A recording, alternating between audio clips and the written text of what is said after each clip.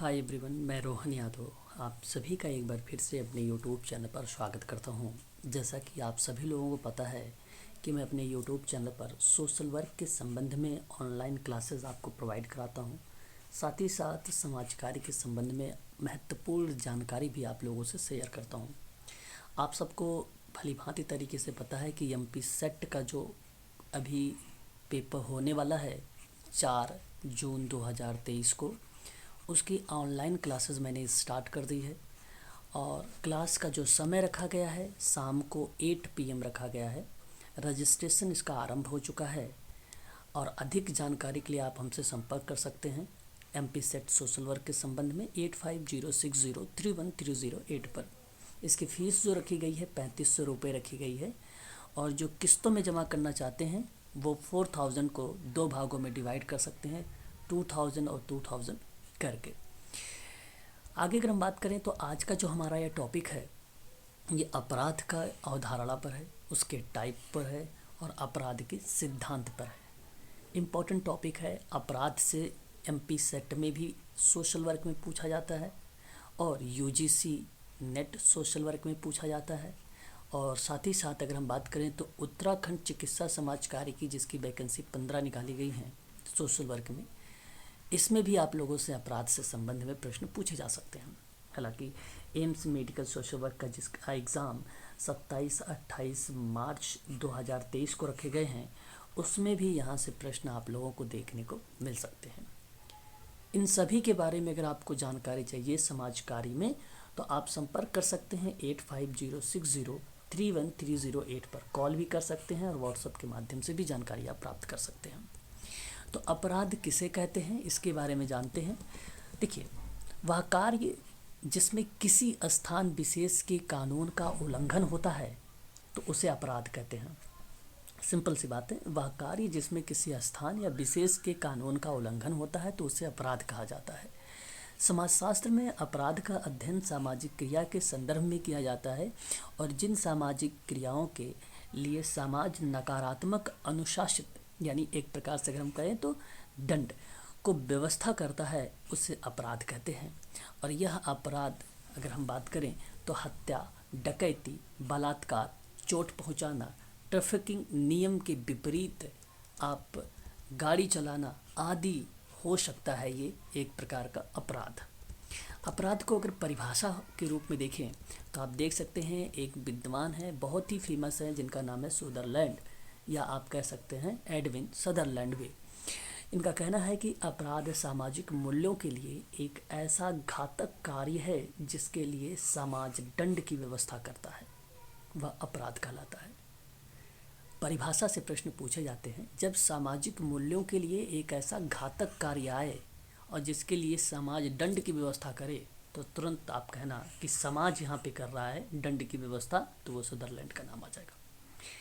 मावयर की बात अगर हम करें, इनका भी नाम ऑप्शन में आता है मावरर। इनका कहना है कि अपराध सामाजिक मानदंडों का उल्लंघन है।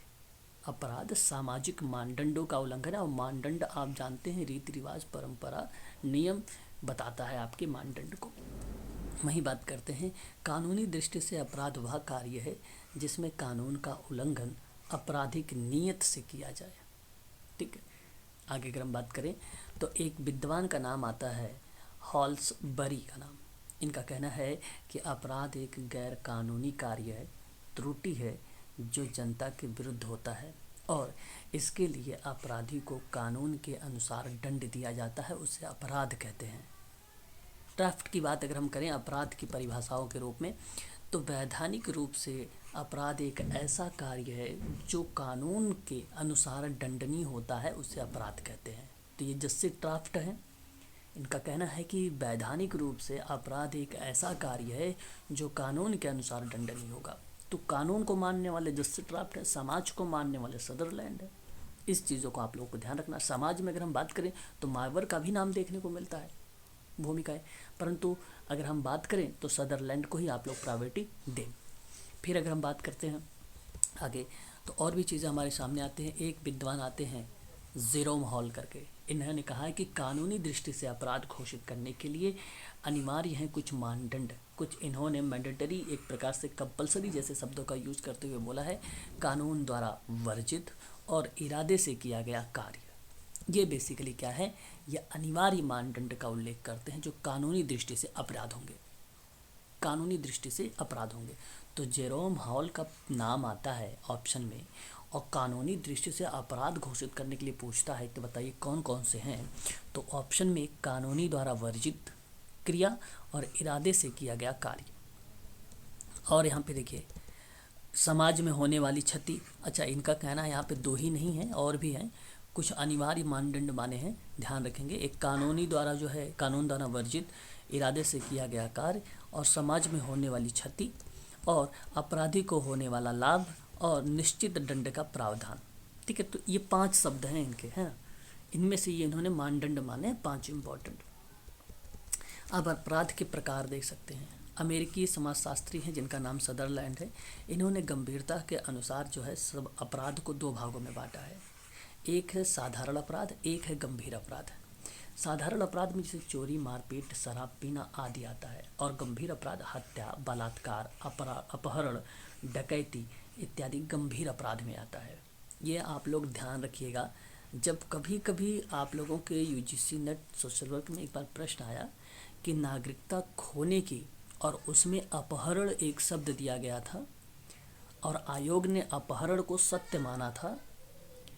यहाँ अगर आप लोगों को याद आ रहे हैं तो अच्छी बात है, नहीं याद आ रहा तो मुझे प्रश्न आने वाला है, मैं जब प्रीवियस ईयर क्वेश्चन पेपर करवाऊंगा तो वहाँ पे दिखाऊंगा कि नागरिकता खो जाने पर किस तरीके से अपहरण के अंतर्गत रखा गया था। आप यहाँ पे समझ सकते हैं सदरलैंड के अकॉर्डिंग कि जो अपराध है 2 भागों में डिवाइड किया गया है। तो जो गंभीर अपराध है आप देख सकते हैं हत्या, बलात्कार, अपहरण, डकैती इत्यादि में रखा गया है, इसलिए इस अपराध में अगर वो आता है तो उसकी नागरिकता भी खो जाती है। ठीक है, भारत की जो व्यक्ति होगा वो नागरिकता जो होगी उसकी खो जाएगी। तो ये चीज़ें हैं, इसको ध्यान रखिएगा। अपहरण जो है गंभीर अपराध के अंतर्गत रखा गया है, ये ध्यान रखेंगे आप लोग। बात करते हैं बोल्जर का नाम। इन्होंने 4 प्रकार के अपराध का उल्लेख किया है। एक है आर्थिक अपराध जिसमें चोरी, डकैती, गबन को शामिल किया गया है। एक है यौन संबंधी अपराध जिसमें बलात्कार और पर स्त्री गमन की बात की गई है। एक है आपका राजनीतिक अपराध जिसमें राजद्रोह, रक्षा नियम का उल्लंघन और राजनीतिक षड्यंत्र की बात की गई है। और एक है विविध अपराध जहां प्रतिशोध की भावना के लिए जाने जाने वाले अपराध शामिल किए गए हैं, जैसे मानहानि करना, संपत्ति नष्ट करना, सांप्रदायिक हिंसा आदि जो है विविध अपराध के अंतर्गत रखे गए हैं। वहीं बात करते हैं हेज ने अपराध को 3 प्रकार बताया है। संपत्ति के विरुद्ध का अपराध बताया है। इसमें कहा कि चोर, डकैती, लूट, सार्वजनिक संपत्ति का दुरुपयोग आदि रखा गया है। हेज ने कहा कि संपत्ति के विरुद्ध अपराध कानून और नैतिक दोनों नियम के द्वारा निंदनीय होगा। वहीं अगर हम बात करें तो व्यक्ति के विरुद्ध का अपराध होगा तो वह अपराध जो शारीरिक नुकसान या कष्ट दे, जैसे हमला, हत्या, बलात्कार, ये व्यक्ति के विरुद्ध का अपराध होगा। और उसके बाद आता व्यवस्था के विरुद्ध का अपराध होगा, और इसके अंतर्गत यातायात नियमों का उल्लंघन, सांप्रदायिक दंगे, सरकारी बकाया भुगतान न करना और सार्वजनिक उपद्रव आदि शामिल किया गया है व्यवस्था के विरुद्ध का अपराध। वहीं बात करते हैं, एक नाम आता है E.M. लीमर्ट। इनकी किताब थी सोशल पैथोलॉजी।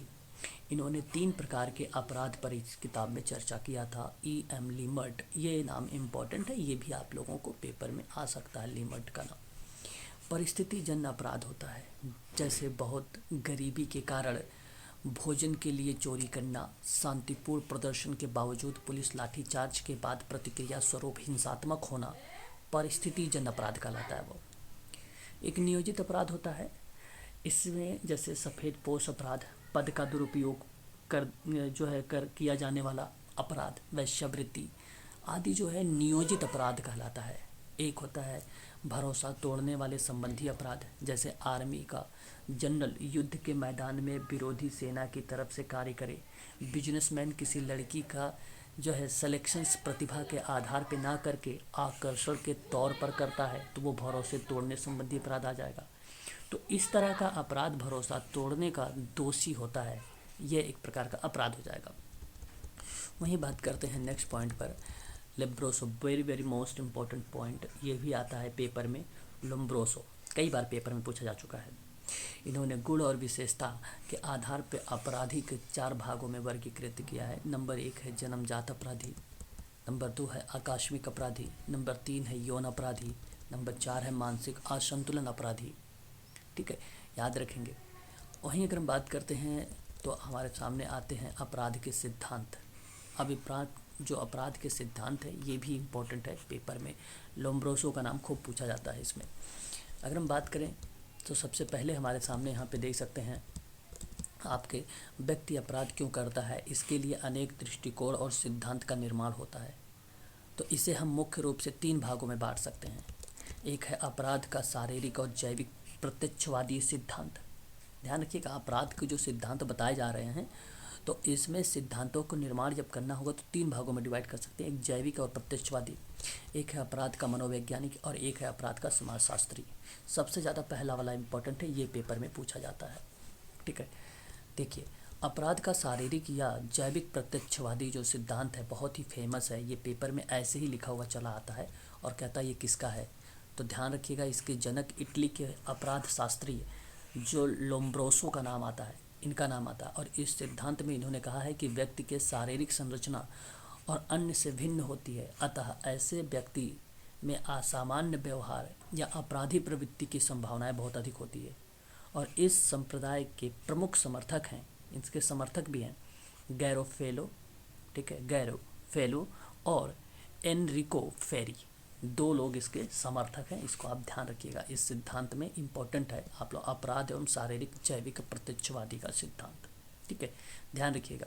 यदि आपको एक चीज़ बता दूं यहाँ पे कि यूजीसी की क्लासेस अगर ऑनलाइन चाहिए आपको, तो जिसकी फ़ीस यहाँ पर अगर आप जून का लेना चाहते हैं तो 3500 रुपये इसकी फ़ीस रखी गई है। और यदि आप जून प्लस दिसंबर का लेना चाहते हैं किस्तों में, आप जो है इसको 5000 जमा करेंगे और किस्तों में नहीं, एक साथ में, तो इसकी 4000 होगी फ़ीस। ठीक है, याद रखेंगे। एमपी सेट की अगर मैं बात करूं सोशल वर्क के संबंध में, इसकी भी फीस एक साथ में आपकी 3500 जमा होगी और किस्तों में जमा करना चाहते हैं तो 4000 को 2000 करके आप जमा कर सकते हैं। ठीक है, ये भी है 2000 करके आप किस्तों में जो है जून और दिसंबर की भी क्लासेस सोशल वर्क की ले सकते हैं यहाँ पर। ठीक है, तो एमपी सेट और यूजीसी की क्लासेस ये आपकी तो चली रही है। साथ ही साथ अगर मैं बात करूं तो असिस्टेंट प्रोफेसर सोशोलॉजी की अगर मैं आप लोगों से बात करूं, जिसकी क्लासेस मैं जल्द ही स्टार्ट कर दूंगा 11 मार्च से।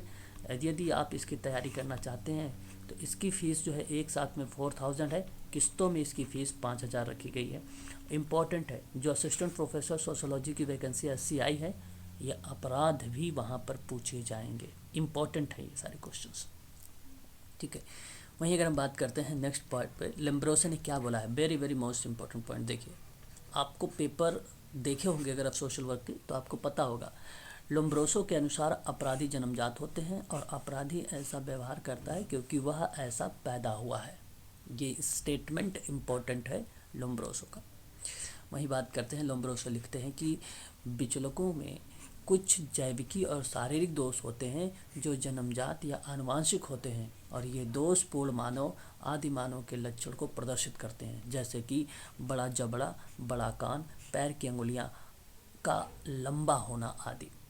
तो जन्मजात और आनुवांशिक दोष जो इन्होंने बताया कि ये लक्षण प्रदर्शित होते हैं, है ना, जन्मजात और आनुवांशिक, क्या, बड़ा जबड़ा होना, बड़ा कान और पैर की अंगुलियां का लंबा होना। ठीक है, लोम्ब्रोसो लिखते हैं कि ध्यान रखिएगा, विचलकों में कुछ जैविक शारीरिक दोष हैं जो जन्मजात और आनुवांशिक दोष पाए जाते हैं, जो दोष पूर्ण मानव या आदि मानव के लक्षण को प्रदर्शित करते हैं। बड़ा जबड़ा, बड़ा कान, पैर की उंगलियां आदि का लंबा होना, बहुत इंपॉर्टेंट शब्द है ये। ठीक है, आगे बढ़ेंगे। लोम्ब्रोसो इटली के चिकित्सक थे। इन्होंने सैनिकों का अध्ययन किया और पाया कि आक्रामक प्रवृत्ति वाले सैनिकों के शरीर पर गुदे हुए चित्र भद्दे थे, जबकि शांत प्रवृत्ति वाले सैनिक के शरीर पर गुदे हुए चित्र सामान्य और सरल थे। यही नहीं, लोम्ब्रोसो ने मरे हुए अपराधियों की खोपड़ी का भी अध्ययन किया और पाया कि खोपड़ी की बनावट सामान्य लोगों से भिन्न थी। इन्हीं आधार पर हम बात करें तो अध्ययन के आधार पर लोम्ब्रोसो ने निष्कर्ष निकाला कि अपराधी जन्मजात होते हैं। तो अपराधी जन्मजात होते हैं, ये किस विद्वान ने कहा है? तो लोम्ब्रोसो ने कहा है। बहुत फेमस विद्वान है ये अपराध के टॉपिक में, इसलिए इसका नाम पूछा जाता है। ये अपराध शास्त्र में जनक के नाम से भी जाने जाते हैं लोम्ब्रोसो। बात करते हैं नेक्स्ट पॉइंट पर। इन जो है एनरिको फेरी, इन्होंने जैविक लक्षण के साथ सामाजिक पर्यावरण को भी अपराध के लिए जिम्मेदार बताया। कहा कि अस्वस्थ सामाजिक व्यवस्था आपराधिक शारीरिक लक्षण वालों को अपराध की ओर आकर्षित करता है, और जैविक सिद्धांत को समर्थन देने के बावजूद फेरी ने यह दृढ़ विश्वास था कि अपराध मुख्यतः समाज यानी प्रतिकूल सामाजिक परिस्थिति द्वारा उत्पन्न किया जाता है, अतः सकारात्मक सामाजिक परिवर्तन करके इसे कम किया भी जा सकता है। वहीं अगर हम बात करें तो हमारे सामने एक और चीज़ आती है, यहाँ पर देख सकते हैं गैरोफेलो ने कहा कि प्राकृतिक अपराध का सिद्धांत जो है प्रस्तुत किया, और इस सिद्धांत के अनुसार अपराध दो टाइप के होते हैं। गैरोफेलो की बात करें, आपको ये PDF टेलीग्राम पर मैं प्रोवाइड करा दूंगा, भी आप लोग देख लीजिएगा, ठीक है। तो यहाँ पे देखिए, वह अपराध जिसमें हिंसा हो और संपत्ति के विरुद्ध का अपराध, तो ये गैरोफेलो का जो है दो टाइप का अपराध है, यहाँ पे आप देख सकते हैं। उपर्युक्त दोनों प्रकार के अपराध के लिए गैरोफेलो ने दो प्रकार के भावनाओं को जिम्मेदार मानते हैं, और ये जिक्र हम बात करें परार्थवादी भावनाएं हैं, ये परार्थवादी भावनाएं हैं जहाँ पर गैरोफेलो का नाम आता है, ठीक है। जो ऊपर के भी दो टाइप आप लोगों ने देखा, उन्हीं को इन्होंने आधार बताया है। काफ़ी इम्पोर्टेंट शब्द है यहाँ पे परार्थवादी शब्द, जो गैरोफेलो का आता है, ये आपसे पेपर में पूछा जा सकता है। वहीं अगर हम बात करें तो एक इसी के अंतर्गत एक पिटी शब्द है, इसका तात्पर्य है व्यक्ति के लिए सम्मान यानी रिस्पेक्ट फॉर पीपल। ये शब्द आप देख सकते हैं जहाँ रिप्रेजेंट हो रहे हैं दो प्रकार के भावनाएं जिम्मेदार हो रही हैं, दोनों भावनाएं यहाँ पर दी जा रही हैं। एक है पिटी, जिसको हम कहते हैं व्यक्ति के लिए सम्मान। दूसरी बात करते हैं प्रोबिटी मतलब इसका मतलब होता है कि संपत्ति के लिए सम्मान, रिस्पेक्ट फॉर प्रॉपर्टी। तो दो शब्द याद रखेंगे। गैरोफेलो के अकॉर्डिंग जो है हिंसक अपराधी पिटी भावनाओं के विपरीत अपराध करते हैं, जबकि चोरों में तो प्रोबिटी का अभाव पाया जाता है। परार्थवादी भावनाओं के आधार पर व्याख्या के बावजूद गैरोफेलो ने यह मानते हैं कि अपराधी आनुवांशिक या बचपन में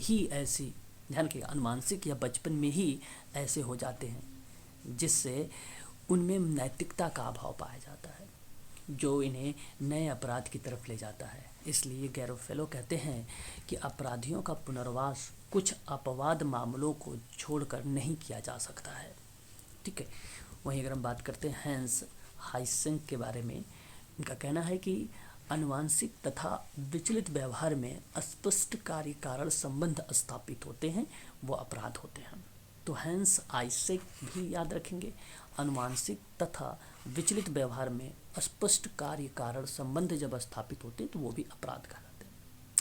एक इम्पॉर्टेंट और पॉइंट है, वेरी वेरी मोस्ट इम्पॉर्टेंट, नाम ने आप सुना होगा एडविन सुदरलैंड के बारे में। ये सारी किताबें हैं, एडविन सुदरलैंड भी कहा जाता है इनको, आप सभी लोग ध्यान रखेंगे। तो यहाँ अगर मैं आप सबसे बात करूँ सुदरलैंड के बारे में, तो एक प्रिंसिपल ऑफ क्रिमिनोलॉजी 2009 में आया है, वाइट कॉलर क्रिमिनलिटी 1940 में आया है, इम्पॉर्टेंट है। ये वाइट कॉलर क्रिमिनलिटी की बात कर रहा हूँ मैं, याद रखेंगे 1940, ध्यान रखें कहीं गलती ना कर जाएं आप इस किताब में, परंतु आप ध्यान रखेंगे इस वाली किताब में वाइट कॉलर क्राइम ये है 1949 में, ये भी आपके लिए इम्पोर्टेंट होगा। और एक है द प्रोफेशनल, अगर हम बात करें थीप, द प्रोफेशनल थीप की बात करें तो ये 1937 की किताब है। तो ये किताब एक इम्पोर्टेंट तो द प्रोफेशनल थीप भी है 1937 की, और एक वाइट कॉलर क्राइम 1949, याद रखेंगे दोनों इम्पोर्टेंट। और प्रिंसिपल ऑफ क्रिमिनोलॉजी है 2009 की, ये भी इम्पोर्टेंट है। और क्रिमिनलिटी की बात अगर हम करें तो ये 1940 की है, ये भी आप ध्यान रखेंगे। 4 किताब हैं, चारों के चारों जो थे वो एडविन सुदरलैंड के थे, जो बहुत ही इम्पोर्टेंट थे, काफ़ी इम्पोर्टेंट किताब थे, जो आप लोगों से पेपर में पूछे जा सकते हैं, ठीक है ना।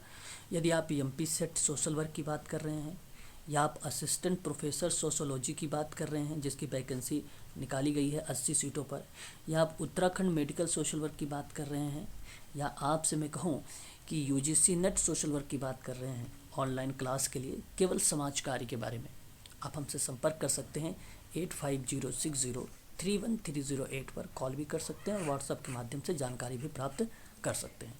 आज के लिए बस इतना ही।